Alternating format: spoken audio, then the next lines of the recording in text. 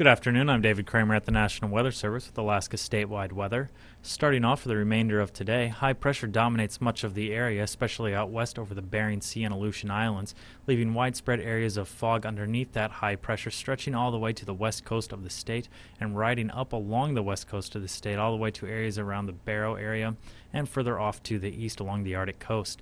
There are some areas of rain showers in the Barrow area extending out towards Dead Horse, and then as we move back down into the Bering Sea along the coastline and some areas of the eastern parts of the Aleutian Islands, Alaska Peninsula, seeing some rain showers out there as well as in the St. Paul area.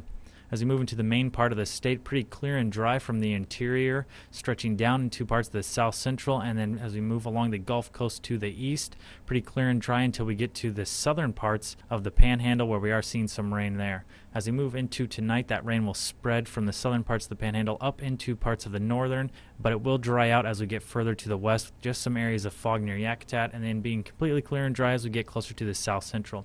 Moving up into the Alaska range, we will see some isolated showers there, but in the main part of the interior, we are going to be pretty dry there as well. Till we get up into the Brooks Range and further to the north, some areas of rain and fog up along the eastern parts of the Arctic coast, starting to phase out a little bit as we move to the west, but some rain picking up again as we get to the western parts and down the west coast of the state.